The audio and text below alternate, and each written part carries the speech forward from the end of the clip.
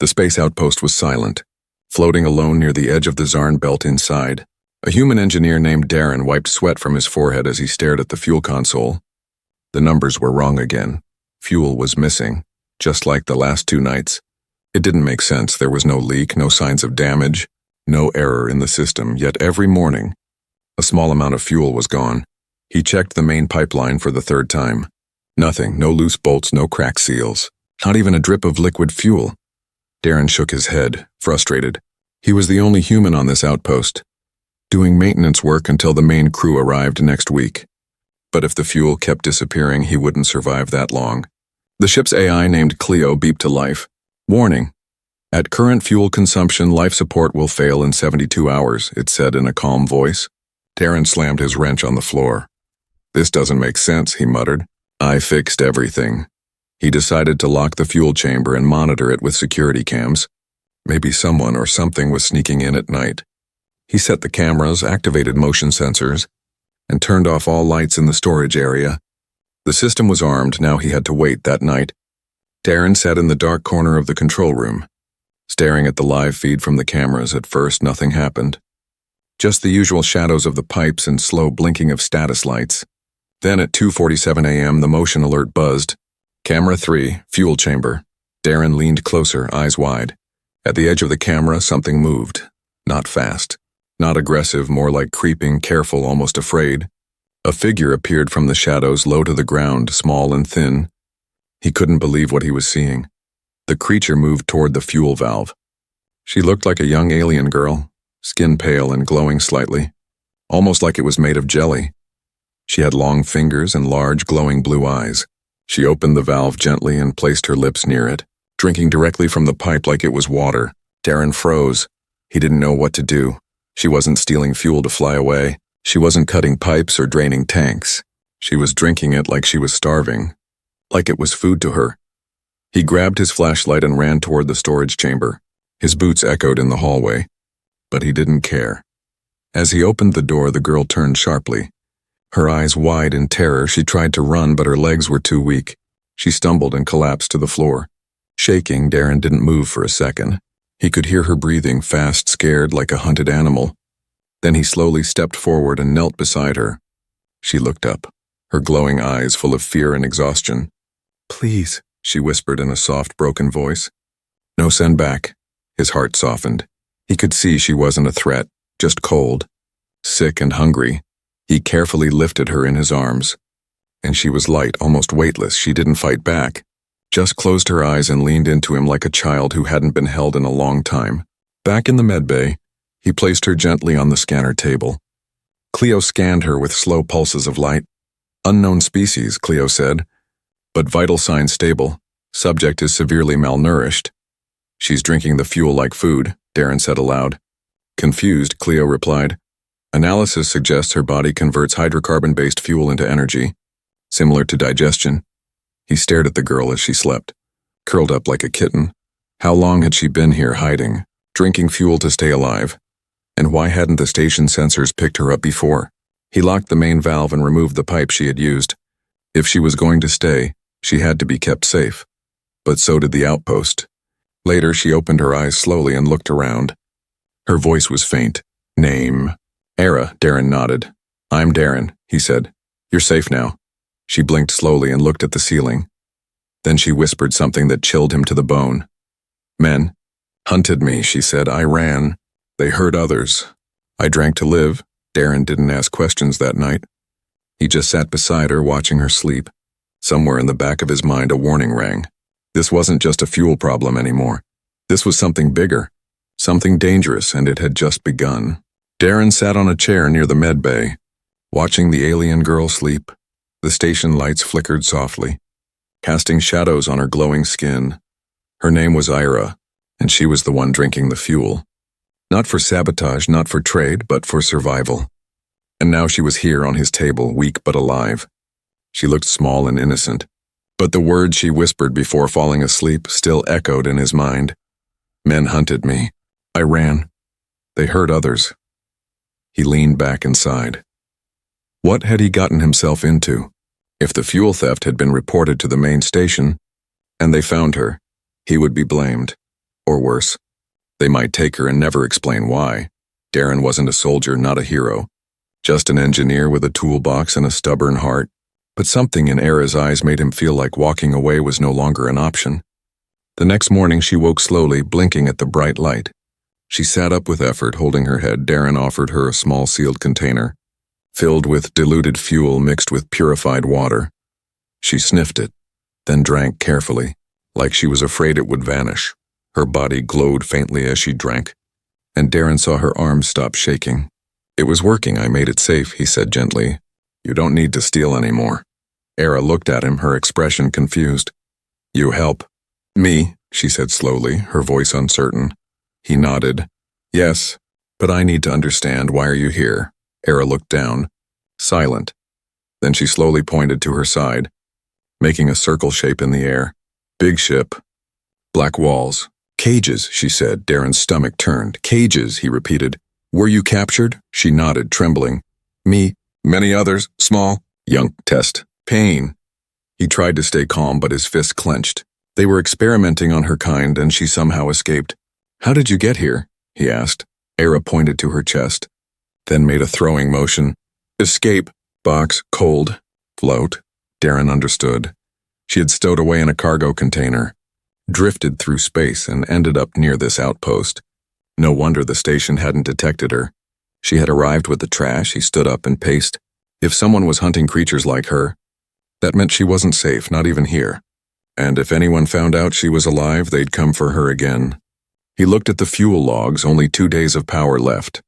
He would need to ration both for himself and for her. No backup crew was coming in time. And now he had another life to protect that night. Darren disabled the external surveillance uplink. He didn't want any signals going out. He also jammed the automatic reporting system. If command asked, he'd say the system glitched during a solar storm. He just needed time to figure out what to do. Era wandered the hallway slowly, curious about the blinking lights and screens. She stopped near the central AI terminal and stared at it, tilting her head. Cleo, the AI, spoke gently. "Hello, guest user." Era blinked, then mimicked the words back. Darren chuckled. She's learning fast, but later something strange happened. Ira touched the terminal and the lights flickered. Cleo's voice stuttered. "System. Input. Unusual signal. Rerouting." Darren rushed over. "Stop. Don't touch that." But Era stepped back with wide eyes, confused. Listen, speak." She said quietly. "You can talk to the machine," Darren asked, stunned. Era nodded slowly. "Machine.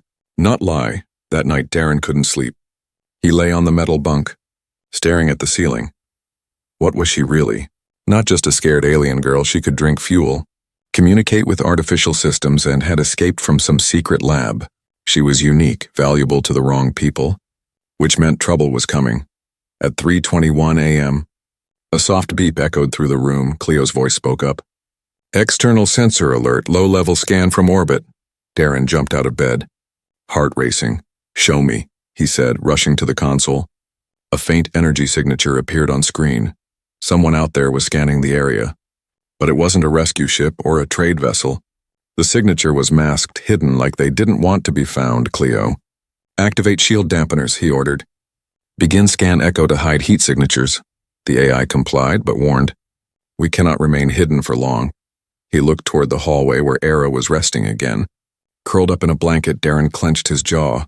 Someone knew she was here. The fuel trail must have led them to this place. And if they were close enough to scan, they were close enough to attack. He walked over to Era and knelt beside her. She stirred, eyes blinking open. "Bad men," she whispered. Sensing the tension in the air, Darren nodded slowly. "Yeah, they're coming." He stood up, hands shaking slightly. He had fixed engines, patched oxygen lines, and dealt with space storms. But this was different. Now, he had to protect her. And maybe protect something much bigger than either of them knew. Era stood near the window of the outpost, her eyes fixed on the stars outside. The glow in her skin had dimmed and her shoulders were tense. Darren watched her from the doorway, knowing she could sense what was coming. The low-level scan from orbit wasn't just a coincidence. Someone had followed the fuel trail, and they were getting closer. He stepped beside her and spoke gently. "Ira, I need to know everything. She didn't answer right away. Instead, she pressed her hand against the glass, looking into the black sky like she was searching for a memory. After a long pause, she began speaking.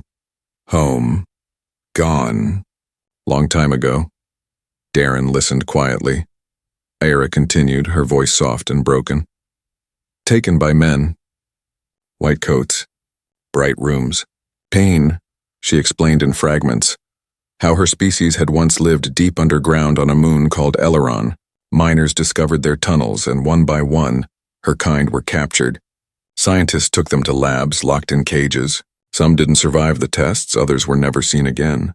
She had been small, just old enough to remember her mother's face before the humans took her away. Ira had survived because she was quiet, unnoticed. She learned to escape through tiny vents and cracks.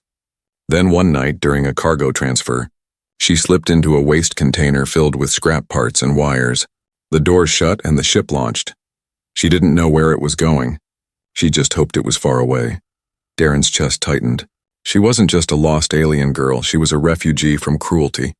And someone had paid a lot to keep her kind a secret. He looked at her, speaking softly. I promise. I won't let them take you again. Suddenly, the outpost lights flickered, Cleo's voice echoed. Incoming signal detected, encrypted code, pinging nearby station. Darren ran to the console. Heart racing. A ship was contacting someone using a hidden channel, but they weren't answering the outpost, not directly. They were checking if it was clear. They're confirming you're here, Darren said. Turning to Era, she didn't flinch. Instead, she stepped forward and touched the terminal. Her fingers glowed and Cleo's voice stuttered. Signal scrambling. Unauthorized interaction. Processing. In seconds, the screen shifted. The ping was blocked. Masked with false data, Cleo whispered. Signal rerouted to asteroid debris field. Darren blinked in disbelief. You did that. Era nodded. Her breathing shaky. Machine listens. If kind, she said. Darren smiled slightly, but fear still lingered in his chest. They were buying time, but not much. He needed a plan, and fast. He went to the maintenance bay and pulled out old thruster parts, a signal jammer and 2 portable fuel injectors. He started modifying the outpost's backup shuttle. If they had to run, it would be their only hope. Ira helped quietly, handing him tools, scanning schematics, and adjusting wiring with her bare hands. Her energy was returning. And Darren saw it. She wasn't just surviving now, she was fighting that night. She asked a question, her voice hesitant. Why you help? Darren looked up from the wiring. No one helped me when I was small, he said. Era tilted her head, confused. My parents were lost in an accident, he explained. I lived in a station orphanage, alone. He paused, then added, I promised myself, if I ever saw someone else alone, I'd never walk away. Era stared at him for a moment, then whispered, Then I'm not alone now. Suddenly, a soft alarm rang through the outpost, Cleo spoke. Stealth vessel entering low orbit, no transponder ID. Darren ran to the main screen. A black ship hovered above, invisible to standard scans. But Era's earlier tampering with the sensors had made a hidden layer visible. The ship had long fins, no windows, and the symbol of a serpent biting its tail, painted in red. Ira's face turned pale. That's them, she said. The hunters. The station trembled slightly, only a warning. Darren knew what came next. A boarding team would be sent, and this place would be wiped clean. They had to leave. Now. He rushed to the backup shuttle, powered it up, and fed it the last of the working fuel.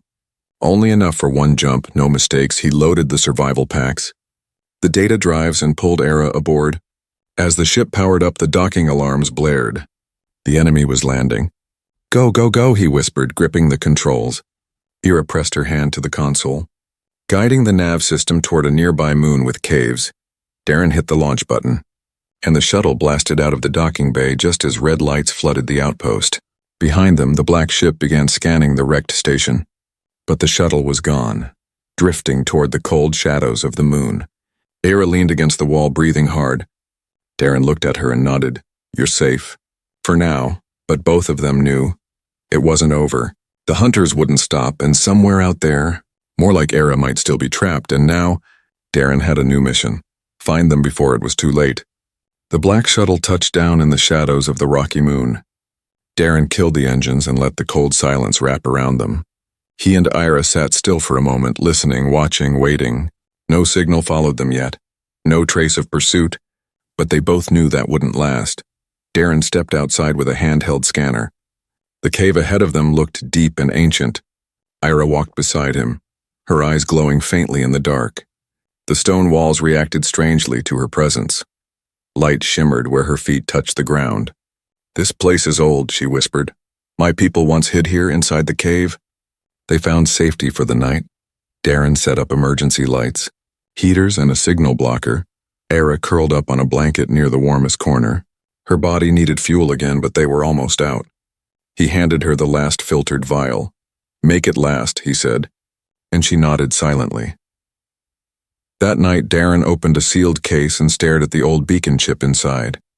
He'd stolen it from the wrecked outpost before they escaped. It contained fragments of communication logs and sensor data from the moment Ira triggered the AI. If they could find a pattern, they might track where the lab was, where others like her might still be held. But while he studied the chip, something above the moon shifted in orbit. The Black Serpent ship reappeared. They hadn't followed the shuttle directly, but they were scanning now, wider, slower, like a predator sniffing the air.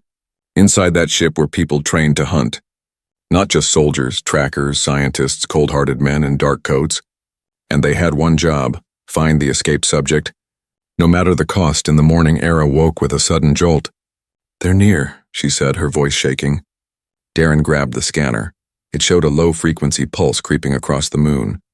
A slow wave, harmless to machines, but Ira felt it. "It's their net," she said. "They search mines." Darren swallowed hard. They had to move again, but where? He opened a map. Looking for old mining tunnels nearby. If they could get deep enough, the signal might not reach them. They packed quickly, carrying only essentials. Ira held onto a broken AI module she had repaired herself. It hummed softly in her hand. As they reached the mouth of the cave, a deep rumble shook the ground. A black pod had landed nearby, its sides opened like claws, and out stepped 3 figures, tall, masked, armored in dark metal. "Don't run," Darren whispered, grabbing her hand. But Ira pulled free and did the opposite. She ran. She ran like a shadow through the rocks, light on her feet, faster than he expected. The hunters saw her, raised scanners, and chased. Darren cursed and followed, his boots heavy on the rough ground. The chase tore through the canyons, Ira slipping between tight spaces, Darren struggling to keep up. He finally caught her near a deep crack in the rocks. "We can't outrun them," he panted. She pointed down into the crack. "Old tunnel," she said. "It's safe." They climbed down, using old ropes and beams as support. The tunnel led into darkness, damp and cold. Darren turned on a flashlight, and they kept walking. Above them, the hunters searched, but their sensors were blocked by the thick rock. Hours passed in silence until they found a hidden chamber. Inside were strange markings, symbols glowing on the walls. Ira stepped forward and touched them. The chamber lit up, reacting to her energy. "It remembers me," she whispered. Darren stared, amazed. This wasn't just a hiding place, it was something ancient, something sacred. Suddenly, a low alarm echoed from his backpack. He pulled out the scanner. The black ship had found their shuttle. It was destroyed. Now they were trapped on the moon. No way off, no fuel, no transport, and the hunters above were growing impatient. "We need help," Darren muttered. "But no one's coming." Ira turned to the wall and placed the AI module she carried into a small stone slot. The chamber vibrated, then a holographic map appeared. It showed star systems, routes, jumps, hidden signals. One of them was flashing red. "That's where they took the others," she said, pointing. Darren stared. They had coordinates, finally a lead, but first, they had to get off this moon alive. Suddenly, footsteps echoed from above. One of the hunters had found the crack. They were coming. Darren pulled out a small charge and placed it on the rock wall. "I'll collapse the entrance," he said. Ira's eyes widened. You'll be trapped," and he smiled. "Only if I don't run fast enough." He pressed the button and grabbed her hand. Together, they ran deeper into the tunnels as the charge exploded behind them. Dust rained down, the path sealed, and the sound of pursuit faded. In the silence, Darren turned to her and said, "You found the map," she nodded. "And now we have a mission." The tunnel was quiet now, filled only with the echo of their footsteps. Darren and Ira moved slowly through the darkness, guided by the soft blue glow of ancient symbols on the walls. The map they had found showed them a location, a hidden facility deep in an asteroid field. If it was real, it could be the place where Era's people were still being held. But before they could go there, they needed a ship and more fuel and a plan.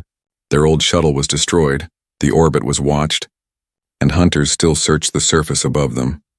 They were trapped underground, with little food and almost no fuel, but Era didn't seem afraid. Her steps were steady, her glow stronger than before. The chamber had given her something Darren didn't fully understand. They stopped near a broken section of the tunnel, where a metal panel jutted out from the stone. It looked old, not part of the ancient alien structure. More human, more recent. Darren knelt and wiped the dust away. Revealing a small access pad, he touched it, and to his surprise, the panel lit up. A door opened with a hiss, revealing a hidden room filled with forgotten equipment. Inside were parts of a small transport pod, half buried under collapsed crates and debris. It was damaged, but not beyond repair. Darren grinned. "This might be our way out," he said. Era tilted her head, her glowing eyes scanning the room. "Ship, small, fast," she whispered. They worked together for hours, clearing the rubble and checking the systems. The pod was an old mining scout, meant to travel between stations inside asteroid belts. It had no weapons, limited shielding, and just enough room for two. But it had one working engine and a small fuel cell, enough to jump out of the moon's orbit if they were lucky. Darren repaired the navigation controls while Era recharged the core using her own energy. The connection between her and machines was strange, like they listened to her differently. She whispered to the wires and lights blinked back like they understood. It wasn't just technology, it was trust as they worked. Darren asked more about the lab. "Why did they take your people?" he asked. Ira paused, then answered slowly. "Because we feel energy. Speak to light. To machine," she touched her chest. "They wanted to control, but not understand." Darren nodded. He had seen that before, people afraid of what they didn't understand, so they locked it away, studied it, broke it. He looked at her and said, "Then we'll make them understand." "The whole galaxy." She smiled gently, the glow in her cheeks brightening. "You, different," she whispered. "You listen." Later, they found an old communication chip in the pod's console. Darren checked it. It held partial data logs from when the pod was last used. One of the logs mentioned a hidden vault on the lab asteroid, a place where the scientists kept their test records, genetic samples, and video proof. It was heavily secured, buried under rock, protected by drones. But if they could get in, they could expose everything. "Do you know the way?" Darren asked. Era nodded slowly. "Before I escaped, I saw the door." She shivered. It was cold, full of crying sounds. Darren clenched his fists. Then he opened the panel and checked the pod's power level. Almost ready, they just needed to time their launch perfectly. If the black ship was above, they'd have to use stealth and speed, but while they planned, a quiet sound echoed through the tunnels, footsteps. Not theirs, not distant, close. Darren quickly shut the pod door and dimmed the lights. He and Era hid behind the stacked crates. Holding their breath, 3 figures walked into the chamber, scanning everything. They wore black armor, same serpent symbol on their chests. One of them knelt and touched the pod. "Recent use," he said. "They were here." Another stepped forward, holding a small glowing orb. It pulsed and pointed directly at the hidden crates. Darren tightened his grip on a pipe he held like a weapon. Era's hand touched his arm. "Calm. No fight," she whispered. "Watch." Suddenly, the lights in the chamber flickered. The old walls began to glow, symbols brightening like a warning. The ground shook slightly and a low hum filled the air. The hunters looked around in confusion. "What's happening?" one barked. Then the chamber roared to life. A pulse of light blasted from the wall and knocked the hunters backward. Darren and Era used the moment to run. They jumped into the pod, sealed the hatch, and powered the engines. The hum of energy rose quickly. Outside, the hunters recovered and aimed their weapons. But it was too late. The pod lifted, shaking off dust and rocks. It burst through the ceiling of the tunnel and soared upward, straight into the cold sky. Darren piloted while Era cloaked the energy trail behind them. Above the moon, the black ship turned sharply, picking up the escape signal, but the pod jumped to light speed before they could fire. Gone in a blink, inside the pod, Era looked out the window. "We're going back," she said, "to the place where they hurt us." Darren nodded. "Yes," he said, But this time they won't be ready. The pod burst out of light speed near a shattered belt of asteroids. Rocks floated in silence, spinning slowly. Hiding secrets between shadows, Darren stared at the map. This was it. The asteroid marked with a red glow on Era's hologram. The hidden lab, the place where she was once locked in a cage. He tightened his grip on the controls. Beside him, Ira sat still, her eyes glowing softly. Her hands rested on the panel and she whispered something into the wires. The ship responded, silent and smooth, as if it trusted her completely. Darren couldn't stop thinking about the vault, the one with the proof. If they got it, they could end this. But the lab wouldn't be unguarded, not anymore. As the pod drifted closer, they saw it. Carved into the side of a massive asteroid, a dark entrance opened into the rock. Shaped like a claw, small ships patrolled around it. Silent and deadly, Darren pulled back, staying behind a group of floating rocks. "We can't go straight in," he whispered. "They'll shoot us down." Ira reached into the console and activated a screen. An old mining signal appeared, blinking in a strange pattern. "They won't shoot miners," she said. Darren blinked. "You still remember their codes?" She nodded. "I never forget the sound of escape." He transmitted the fake signal. The patrol ships paused for a moment, scanned the pod and let it pass. Darren exhaled. Guiding the pod into a small docking tunnel, the walls lit up red as they passed through. Security scan. For a second he thought it was over. But then the red lights turned green. They were inside the docking bay. Everything looked quiet. Too quiet. Old cargo crates stood untouched and dust floated in the air. Darren stepped out slowly, his tool belt on, trying to look like a mechanic. Era wore a faded cloak, her face hidden beneath a hood. They walked past 2 guards without being stopped. No alarms, no questions, but the silence made Darren nervous. They reached an old storage hallway. "This way," Era whispered, pointing down a narrow path. It led to a dark elevator with broken lights. Darren tapped the panel, still working. Barely. They descended into the lower levels.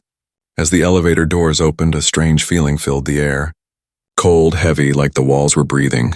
They walked past rows of locked doors, some still sealed, others broken open. Inside one, Darren saw an empty cage with scratch marks on the walls. In another, old clothing stained and torn. His stomach turned. This place wasn't a lab, it was a prison. Ira stopped in front of a large steel door. "This is it," she said. Darren connected his tools to the lock. The system was advanced but slow. He worked fast. Nerves racing. Behind them a voice echoed, Well?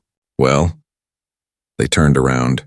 3 guards stood at the end of the hall, weapons raised. A man stepped forward, tall, white uniform, cold eyes. "Subject 9, he said, looking at Era. "You came back." Era stepped in front of Darren, her body glowing brighter. "Let them go," she said. Her voice calm, the man laughed. "You were designed to obey." Darren stepped forward, eyes burning. "She's not your property." The guards moved closer.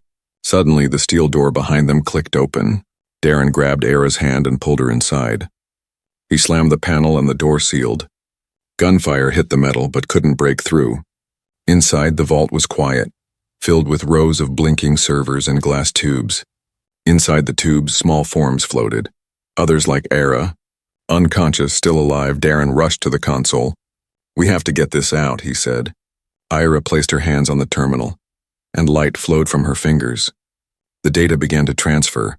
Outside, explosions rocked the hallway. The guards were using plasma charges. Time was running out. Darren grabbed the drive, loaded it into his belt, then turned to the tubes. "We can't leave them," he said. Ira nodded, tears in her eyes. "They sleep." Waiting, she closed her eyes and the tubes powered down gently. Unlocking from the inside one by one, the small forms began to wake, blinking, scared. Darren led them to the back exit of the vault, a service tunnel that led to the emergency hangar. Alarms began blaring across the station. They ran through the tunnels, lights flashing red, voices shouting through speakers, "Halt all movement. Contain Subject 9. But Darren wasn't stopping. They reached the hangar and found an old supply transport. Not fast, not strong, but it could fly. He loaded the children inside while Era kept the system stable with her energy. The engines fired up just as guards burst into the hangar. Darren slammed the launch button. The ship lifted and the gates opened. Gunfire followed them into space, but then Era turned, raised her hand. and the station lights all blinked out. The blackness swallowed the entire asteroid. The tracking systems crashed and the lab went silent. They jumped into light speed seconds later. Gone on board, the children sat quietly. Holding each other, Era sat near them, watching. Darren looked at her, tired but hopeful. "You did it," he said. She looked up. "No," she whispered. "We did."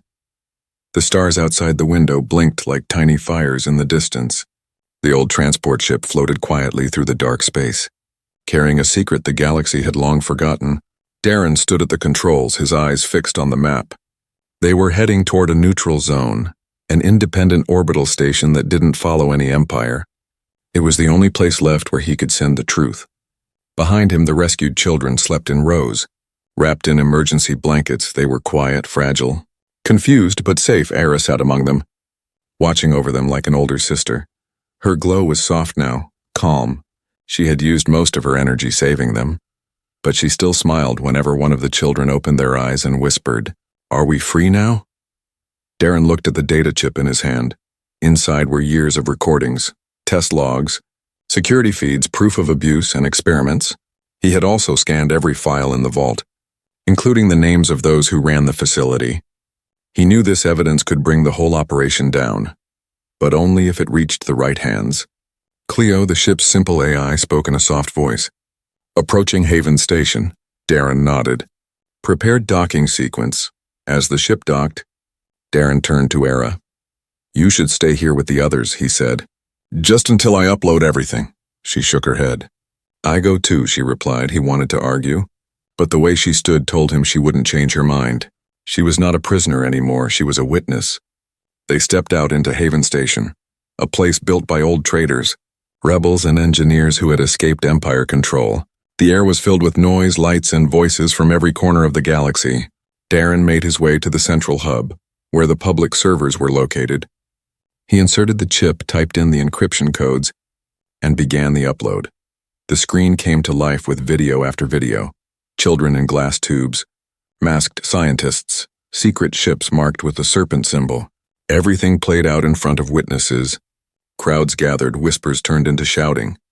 People started recording, broadcasting, sharing the footage across every open network. Ira stood still, eyes wide as she watched the truth unfold. For the first time, the galaxy saw what was done to her people. And it couldn't be hidden anymore in a nearby corner. A reporter recognized Darren and ran up to him. "Are you the one who found the lab?" she asked breathlessly. He looked at Era, then back at the reporter. "No," he said. She did.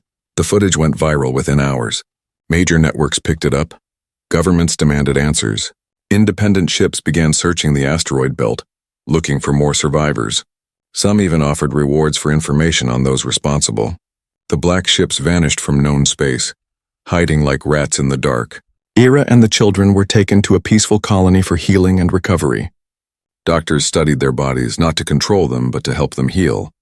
Engineers built special chambers that gave them clean fuel in safe amounts. And teachers began helping them learn languages, history, and how to live freely. Darren stayed close, helping build new homes, fixing systems, and making sure no one was left alone again. Sometimes at night, he would sit by the lake near the colony, watching the stars. He still carried the guilt of being part of a system that once allowed such cruelty to exist. But now he also carried hope. One evening, as the sun set over the silver trees, Ira walked up to him. She wore new clothes, soft boots, and a necklace made by one of the children. She sat beside him in silence. After a long moment, she spoke. "You kept your promise," she said. Darren looked at her. "What promise?" "And to protect me," she replied, "and them too." He smiled gently. "I didn't do it alone," he said. She nodded. "Maybe that's the point." Era reached into her pocket and pulled out a small metal piece. It was the first bolt from the ship they had fixed together. She handed it to him. "For you," she said. He took it, surprised. "Why?" he asked. "It's a piece of the past," she said, "but now it's part of something new." From that day forward, stories spread across colonies and stations. People began watching for black ships, reporting them, standing up against secret labs. A new movement began, one that protected the unknown. The strange, the different. Darren and Era became symbols, not of war, but of courage and choice. And far away, hidden in dark places, Those who once hunted the fuel drinkers knew they had lost control, because one human didn't look away and one alien girl decided to run.